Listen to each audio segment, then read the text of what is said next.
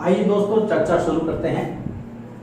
सबसे पहले बात करते हैं गुलाम वंश यानी कि मामलुक वंश की। दोस्तों मामलुक वंश के बारे में मैंने आपको बताया था कि ये दिल्ली सल्तनत का पहला राजवंश था। 1206 से लगा करके 1290 ईस्वी तक। 1206 से शुरू होता है, 1290 तक चलता है। नाम है मामलुक या गुलाम वंश। शुरुआत होती है इसकी कुतुबुद्दीन ऐबक से।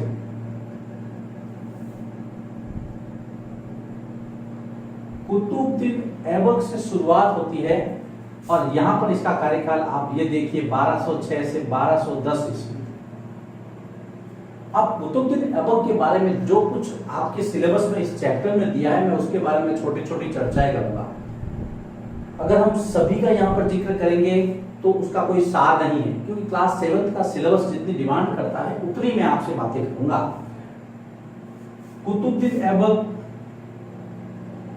इसको हम कह सकते हैं गुलाम वंश का संस्थापक। सबसे पहली बात, इसने भारत के अंदर एक नए राजवंश की नींव डाली। देन कुतुब मीनार का निर्माण करवाया। कुतुब मीनार का निर्माण प्रारंभ करवाया। इसने कुतुब मीनार का निर्माण प्रारंभ किया था। प्रारंभ किया या करवाया। पहली बात, गुलाम वंश का संस्थापक था। दूसरी बात, इसने कुतुब मीनार के निर्माण को प्रारंभ करवाया।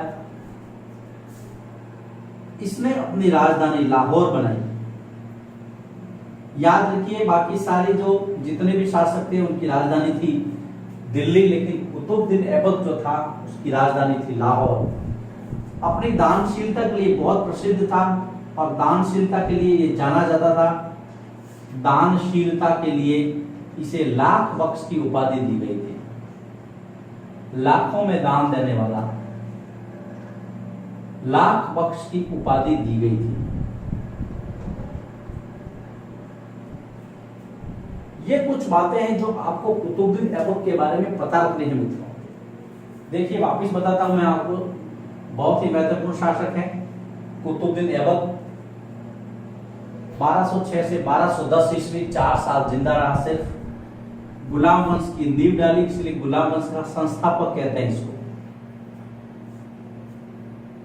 बहुत ही महत्वपूर्ण और प्रसिद्ध इमारत कुतुब मीनार जो कि दिल्ली के अंदर है, जिसका निर्माण शुरू करवाया, समापन इल्तुतमिश ने किया था। ख्वाजा कुतुबुद्दीन बख्तियार काकी के नाम पर इसने कुतुब मीनार का निर्माण शुरू किया था। राजधानी कुतुबुद्दीन ऐबक की लाहौर थी और दानशीलता के लिए इसको जो पदवी दी गई थी वो थी लाख बख्श की। सिलेबस में नहीं दिया है, लेकिन इतना आपको ध्यान होना जरूरी है क्योंकि आप दिल्ली का सल्तनत पढ़ रहे हैं। सल्तनत की शुरुआत के अंदर क्या आंकड़े हैं, क्या फैक्ट हैं, क्या बातें हैं, वो आपके दिमाग में लगभग फिट हो जानी चाहिए। कुतुबुद्दीन ऐबक के बाद में हम रुक करते हैं इसके दूसरे शासक इल्तुतमिश। इल्तुतमिश, ये देखिए दोस्तों, ये रहे इल्तुतमिश। वंश वही है, राजा अलग है। ये थे 1210 से 1236 ईस्वी तक। एक लंबा शासनकाल था इल्तुतमिश का। पहला काम, राजधानी दिल्ली बनाई। इल्तुतमिश की राजधानी थी दिल्ली, पहला। दूसरा काम देखिए मित्रों, इसने अपने 40 विश्वास पात्र गुलाम अमीरों का एक दल बनाया था, जिसको 40सा दल कहते थे। तो 40 अमीरों का दल, 40 अमीरों का दल, जिसको कहा 40सा। 40सा का गठन किया। इसको तुर्कान ए चिहलगानी भी कहते हैं। थोड़ा सा अटपटा वर्ड है, लेकिन आप इसको याद कर सकते हैं। उसके बाद में कुतुब मीनार के निर्माण को पूरा करवाया। हम पढ़ रहे इल्तुतमिश और इल्तुतमिश के छोटे छोटे काम। कुतुब मीनार का निर्माण कार्य पूरा करवाया। किसने? इल्तुतमिश ने निर्माण कार्य पूरा करवाया। इसके अलावा इसने एक और अच्छा सिस्टम दिया था जिसको कहा था इक्ता प्रथा चलाई। इक्ता प्रथा एक प्रशासनिक व्यवस्था थी जिसके बारे में हम आगे के अध्याय में वर्णन करेंगे। और ये जो इक्ता जब शब्द आएगा तो आपको इल्तुतमिश याद आएगा। दिल्ली को राजधानी बनाया, चालीसा दल का गठन किया, कुतुब मीनार का निर्माण कार्य पूरा करवाया, इक्ता प्रथा चलाई। और जाते जाते जब इसने देखा कि मेरे पुत्र अयोग्य है तो एक ऐसा काम इसने किया मित्रों जिसकी मध्यकाल के अंदर मिसाल दी गई। अपनी बेटी रजिया को अपना उत्तराधिकारी नियुक्त किया। रजिया सुल्तान के नाम से वो जानी गई। रजिया को उत्तराधिकारी नियुक्त किया। ये काम इसने किया इल्तुतमिश ने। इसके अलावा एक इमारत, एक स्ट्रक्चर बनवाया जिसको कहा गया हौज-ए-सुल्तानी। हौज-ए-सुल्तानी का निर्माण इल्तुतमिश ने करवाया था। ये चीजें हैं जिसके पहले मैंने जिक्र की थी। इल्तुतमिश के बारे में आपको इतना ध्यान रखना है, सबसे पहले इसका कार्यकाल 1210 से 1236 बहुत ही सरल है। राजधानी इसने दिल्ली, कुतुबुद्दीन ऐबक ने लाहौर बनाई थी, लाहौर से ये दिल्ली लाया। फिर इसने चालीसा दल का गठन किया जो 40 अमीरों का दल था जिसको तुर्कान चिगलगानी 40 जो दास थे, गुलामों का एक संगठन था। कुतुब मीनार के निर्माण को पूरा करवाया इसने। इक्ता प्रथा चलाई और इम्पोर्टेंट काम रजिया के हाथ में शासन की बागडोर दी। यहाँ पर देखिए एक हौज बनवाया था, इसको हौज-ए-सुल्तानी कहा गया। यह है इल्तुतमिश। इतना सा आपको ध्यान रखना है। कुतुबुद्दीन ऐबक के बाद में गुलाम वंश का दूसरा महत्वपूर्ण शासक था इल्तुतमिश। अब इसके बाद में हम बात करते हैं रजिया सुल्तान। रजिया सुल्तान का जिक्र सिलेबस में किया गया है। रजिया के लिए हम कहेंगे कि 1236 से लगा के 1240 ईस्वी 4 वर्ष तक इसने शासन किया।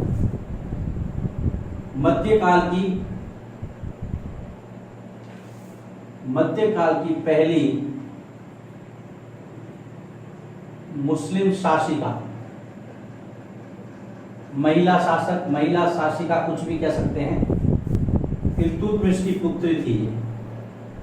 दो बातें इसके बारे में जरूर ध्यान रखें। इल्तुतमिश की बेटी थी ये और मध्यकाल की पहली मुस्लिम महिला शासिका थी। उसके बाद में जो महत्वपूर्ण शासक है वो है गयासुद्दीन बलबन। गयासुद्दीन बलबन जो कि नासिरुद्दीन महमूद का वजीर था पहले और उसके बाद में फिर गुलाम वंश का शासक बन गया। 1266 से 1287 तक इसने शासन किया। इसके बारे में ज्यादा आपको याद नहीं रखना है। इसकी जो नीति थी वो थी लौह व रक्त की नीति। लौह व रक्त की नीति बहुत ही कठोरता से अपने दुश्मनों का दमन करता था। इसने वास्तव में बताया कि एक राजा को कैसा होना चाहिए। उसके साथ ही इसने मंगोल आक्रमणों का दृढ़तापूर्वक सामना किया। दो चीजें इसके बारे में आपको ध्यान रखनी। मंगोल आक्रमण जब हुए उसका सामना किया और रक्त और लोह की नीति बलबन ने दृढ़तापूर्वक अपनाई। तो देखिए 4 शासकों के बारे में मैंने आपको बताया। इसके पहले हमने दो कुतुबुद्दीन ऐबक, फिर इल्तुतमिश, फिर रजिया बेगम और फिर गयासुद्दीन बलबन। ये 4 पहले मैंने गुलाम वंश या जो पहला वंश है इसका मामलूक वंश, उनके राजाओं का, उनके शासकों का जिक्र आपके सामने किया है। अब मैं सभी राजवंशों के सभी शासकों का जिक्र नहीं करूंगा। मैंने इसलिए इनका जिक्र किया है क्योंकि इनको सिलेबस में विशेष स्थान दिया गया है। ये जो गयासुद्दीन बलबन, ये जो बलबन था वो नासिरुद्दीन महमूद, नासिरुद्दीन सिराज की पुस्तक तबकात-ए नासिरी के बारे में पहले के पाठों में पढ़ा होगा। तबकात-ए नासिरी, ये तबकात-ए नासिरी इसी को समर्पित की थी मिन्हाज सिराज ने। इस बात को भी आप ध्यान में रखेंगे। देखिए कड़ी से कड़ी जुड़ती है मित्रों। और कड़ी से कड़ी जुड़ने पर पढ़ने का एक अलग ही चार्म आता है, मजा आता है, इंटरेस्ट आता है। रजिया बेगम का कार्यकाल बड़ा नहीं है, सिर्फ 4 साल है, 1236 से 1240 ईस्वी। ये देखिए पहली महिला मुस्लिम शासिका थी ये, और पुत्री थी इल्तुतमिश की, इतना आपको पता रखना है। उसके बाद में गयासुद्दीन बलबन आते हैं, जिसकी लौह और रक्त की नीति बहुत ही प्रसिद्ध है। मंगोल आक्रमणों का इन्होंने बखूबी सामना किया।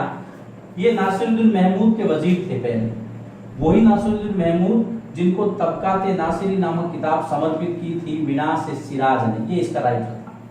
तो ये छोटा सा इसके बारे में जिक्र था। गुलाम वंश, अब जैसे ही गुलाम वंश समाप्त होता है, इसकी छोटे छोटे शासकों का जो छोटा कार्यकाल है वो मैंने आपको बताने की कोशिश की। अब मैं सिलेबस पर विधिवत आऊंगा। सबसे पहले हम चर्चा करेंगे कि जो इतिहासकार थे मध्यकाल के, जो तवारीख या तारीख लिखते थे, उनकी क्या विशेषताएं थी, और उनकी विशेषताओं के साथ हम इस चैप्टर को विधिवत शुरू करेंगे। दोस्तों, इसके पहले हमने जो भी चर्चा की थी वो एक सिर्फ जानकारी थी, दिल्ली सल्तनत की शुरुआत कैसे हुई। कुछ भाग हमने सिलेबस का लिया था, लेकिन अब हम सिलेबस को विधिवत रूप से पढ़ना शुरू करेंगे। जो पहला महत्वपूर्ण टॉपिक है कि मध्यकाल के अंदर जो दिल्ली सल्तनत था, उस सल्तनत के सुल्तानों की जानकारी हमें कैसे मिलती है। तो सबसे पहले हम देखेंगे कि उस समय जो जानकारी के वो स्रोत थे वो क्या क्या थे। तो ये देखिए जानकारी के स्रोत, आप जानते हैं कि जो इतिहास के स्रोत है उनमें बहुत सारे ऐसे स्रोत हैं जो हर समय उपलब्ध रहते हैं, जैसे सिक्के, आभूषण, पांडुलिपियां। तो हम यहां पर उस कुछ नाम लिख सकते हैं, जैसे सिक्के, अभिलेख, भवन जिसको आप स्थापत्य कला कहते हैं, ये सारे स्रोत थे। लेकिन इन स्रोतों से भी बढ़कर के जो ऐतिहासिक साक्ष्य हमें मिले हैं लिखित रूप में, लिखित दस्तावेज, उसको हम यहाँ पर लिखेंगे। इसके अलावा लिखित पुस्तकें, और मध्यकाल के अंदर खास करके सल्तनत काल में इन लिखित पुस्तकों को कहा गया तारीख या तवारीख। अब तारीख और तवारीख जब लिखे गए मध्यकाल में, तो मूलतः जो ये लिखे गए फारसी भाषा में।